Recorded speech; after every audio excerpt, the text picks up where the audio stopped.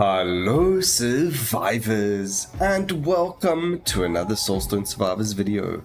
In today's video we are back on the Monkey King. The update is now live, so all of us are able to play him. Woohoo! That is amazing. And what we are going to be doing is running with a different build on him than the usual. So we are running on his third weapon, which is an explosive or a bomb weapon. So as you can see, he's got gunpowder strike, which is bleed and applies weakness. It's a 5% increased negative effect damage, as well as trickster decoy, which is damage based on the amount of armor power. We're not really too worried about our armor power or that, but we are going to run it for the bleed and to be another bomb, and because it is a new skill. So we're going to be running gunpowder strike and trickster decoy, and then we're going to be looking for a bomb barrage, explosive trap for the disoriented, and then something like shrapnel bomb. And then in our runes we've actually got a bomb mastery because we want to play on bear trap.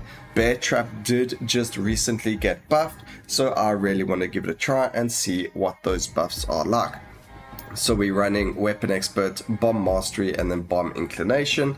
And then the rest of the runes are multicast mastery, battle proficiency, improved repertory, and elemental flow for the bleed damage. But without further ado, let's get straight into it. We can play on the caves on full curse, Scorching Valley on full curse, and see what it is like. So 58 curse, we do leave off the pillars of protection just because we don't really like them and they make things a lot more tankier than they need to be. So let's go and see what it is like. I think my graphics, yeah, they're about 50%, that's fine. So you can already see the bomb over there blows up eventually. It does taunt enemies as well, or at least enemies do go towards the bomb because that's what it's supposed to be. So we summon a decoy at your position that explodes when destroyed, so it causes damage and applies bleed. So the decoy is going to, get attacked by enemies, which is really cool. And then we've got gunpowder strike, which is looks like a melee attack, even though it counts as a bomb skill, and that's going to then deal damage. And then if it hits 4 enemies afflicted by bleed, it also emits an explosive wave around you, applying weakness. So if you hit 4 or more enemies that are afflicted by bleed, you're then going to deal an explosive weakness thing. But here is bear trap, 468 damage, bleed is 1500 with a 24% weakness effect damage increase with a 2.3 second cooldown. Now this cooldown is with max tree, guys. If you don't have the max tree, I think the cooldown is like 3 seconds or something a little bit higher, but that is just something to note. So we're going to put down as many bear traps as possible, get like the bosses to walk into them, and see how much damage we can do. Again, you can only have 30 of them maximum put up, and that's going to be very okay. We're okay with that. We're not worried about magnetics, leviathans, or any of this right now, because we are only doing a cycle 0 run for you guys, just so you can see the build. But it is on max curse, so we do get a feeling of what it is like. And then the crit chance for nearby enemies, that's fine. There is a chart which I'll show on the screen now for what nearby and far enemies are, and that's what we're going to be using, of course, to know, oh, this is what we get. Alright, increased damage modifiers of static skills. Yes, we will take that.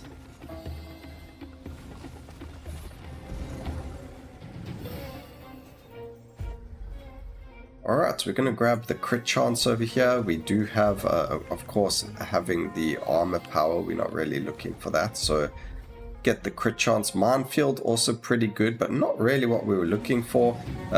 We did mention everything. I don't see bomb barrage happening, but we've got bomb inclination, so I'm sure we will find it very soon. We do have our monkeys up and about already. We're going to grab a bit of movement speed. That little bit of movement speed does come in handy, and of course having bombs all over the place comes in handy as well. Get these guys to walk into all of that juicy weakness. Now this is the biggest one over here. Shrapnel bomb is a damage per stack skill now, so we're going to throw a bomb in an area and then it deals more damage based on the amount of stacks of bleed on the enemy target. So that's our main skill, the main damaging skill, and then we are going to turn off auto aim so that we can aim the bomb at the bosses, so that we are able to do the most amount of damage with the skill. We don't want to auto aim it because we want to use it to kill bosses, and in order to do that you kind of have to aim at them. You can't do it without doing that. We are able to take this one as well, because when we have bosses or enemies that are far away from us, we will then crit as well, and that's going to be very good. The only thing is with that, when you are fighting, using bombs, there is a certain range that you can only hit things, so you might not be able to hit them as far as you were hoping to. So that might not have been the best upgrade. It might not affect it in any way, because it's not going to reach the minimum distance threshold that it needs to. Alright, so we've got all of our bomb skills over here. We're pretty happy with that. We've got explosive trap. Minefield was the extra one because we did take improved reparatory, so we did get an extra skill over there. We'll get the multicast chance for our clones because it is 45%. Multicast chance for static, that is huge again as well. And then we're going to see what else we can get there. We're getting quite a decent chunk of decent passives while we are leveling up.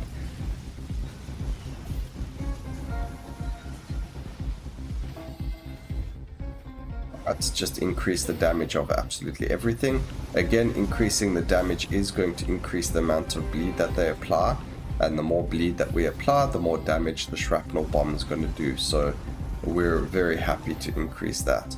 And then every time we get attacks that can apply bleed, then we're going to do more damage that way as well. And then we get laceration, increase the damage of every bleed you apply. That's going to work really well. We do have elemental flow, which is increasing the damage of all of the bleeds that we apply as well, because it increases their tick rate over their duration. Increased area of effect means we're going to hit more enemies. Over here we're going to reroll. We get another laceration. That's going to be really good for us. Laceration, when you're playing bleed builds and you want the bleed to do the most amount of damage possible, grabbing all of those upgrades that increase the bleed damage and so on and so forth are definitely good for us. So like getting these is actually sometimes better than getting yourself a 10% cooldown reduction, but we're going to go with the cooldown reduction here because we don't have any. That was the first one we get, so we do need a little bit of cooldown.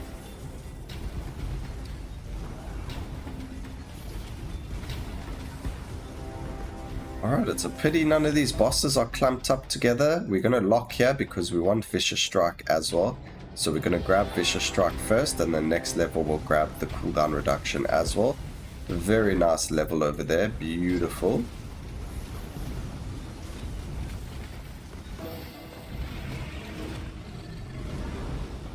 And luckily we do have the clones ourselves, so our Ascension, and then we've also got the nearby enemies battle stance is much better, although damage over there is actually very, very good as well. We're going to go for the damage here rather.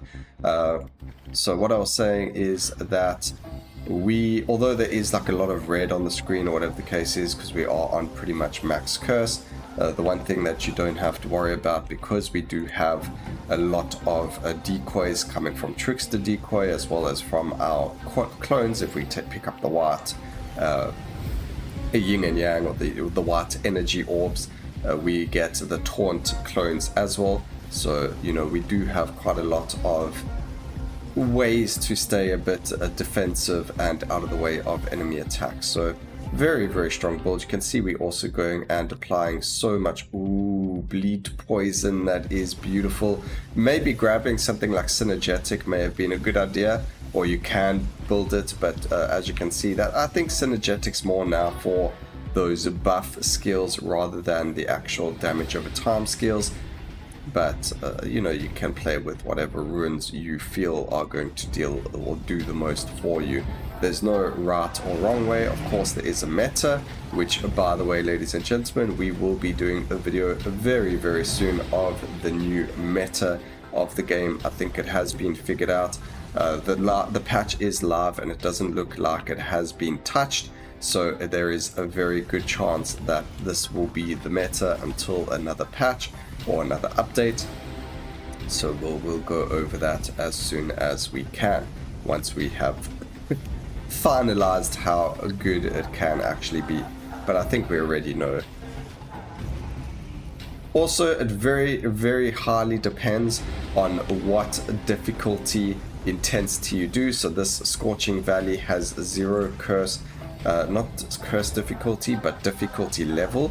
If you go for a difficulty level 14 map, like the Dungeons of Despair, you are only going to get to, if you're lucky, like an Overlord 11 with the best build, and that is because of the HP scaling of the enemies. It is just completely whack and really high. So don't expect to be able to go to extreme lengths with the difficulty 14 map, but if you're on difficulty 0, you can push to really high overlords. You're no longer limited to the level 12 or 13. You can actually push much further than that now. Just going to destroy some of these because we don't need them to be up and alive, and there's no real reason to worry about the bosses spawning fast. So it used to be all about running as fast as you can into the map and dealing as much damage, because the quicker you spawned the boss, the less HP they would have. That formula has now changed. The bosses now have a set amount of HP regardless of how much time you spend in the cycle, and that's going to make them easier. However, if you do want to go into your overlord cycles, I do believe it does take time into consideration. So your overlord will be much harder if you take longer than if you are quicker in killing all bosses.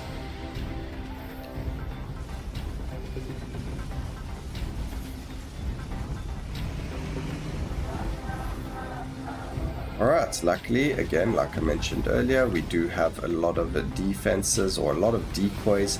So as you can see, the bosses are just focusing on everything else but us. So we're able to just chill there and bomb their, them out of existence.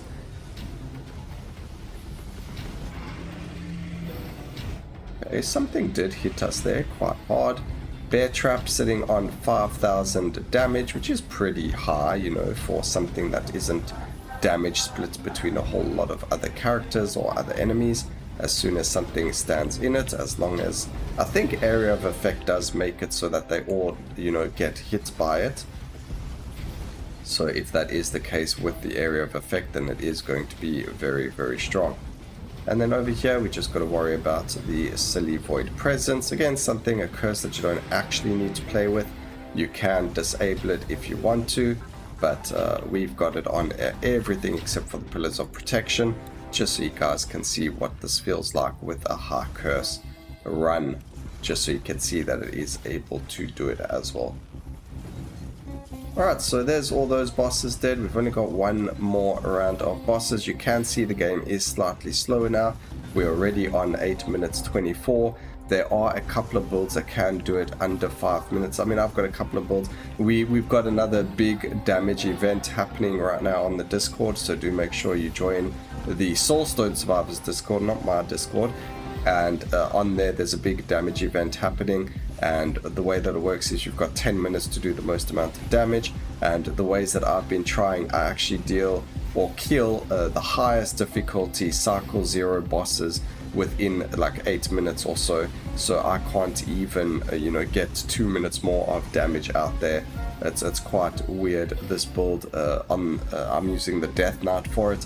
A very fun build. Definitely going to be showing you guys how the build works and just how stupidly strong it is. A really fun build. But there's a reason I can't beat the damage numbers that some of these other guys are pushing out, but I don't want to really say that because I'm not going to tell you how they're doing it. I know how, but that's going to be like, okay, well, they're going to lose out on the prize if I tell you exactly what they're doing, which is not fair for them. Got to be a good sportsman, Alright, so here are the final bosses. Hopefully we can kill them relatively quickly. Would be quite good. As you can see, enemies are blowing up. If we got a couple of bear traps here, can we get someone to walk into them? That would be great.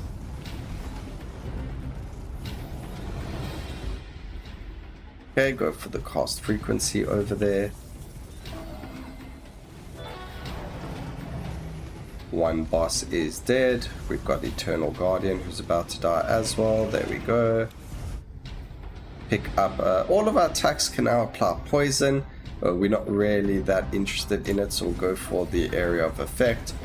We've already got so much bleed to poison already that we don't need our attacks to apply poison. We'll be applying so much of it already. It's much of a muchness really. We're not really looking for the poison anyway, so not for this build specifically. But you can see there, if we just focus our bombs on the bosses, they do land up dying very, very quickly. So we just got to stack up all that bleed, and then eventually a shrapnel bomb will go ahead and completely wreck them. So there we go, nice and easy. It was a very comfortable run, which is very, very nice to have, and we finished in under 12 minutes. So explosive trap actually doing more damage than shrapnel bomb, and then bear trap there in third place, so it really did get a good buff, and the negative effect damage is going to help it. Another way to play this would be obviously to grab as much negative effect, so grabbing all those poisons, going from poison, from doom to burn, poison to doom, and so on and so forth, getting all of those negative effects, because the weakness is going to make it that they all deal extra damage. But there's the damage numbers. I hope you guys enjoyed the video. Please remember to like, comment, and subscribe for more videos like this in the future, and always remember, keep safe, survivors. Until next time, cheers.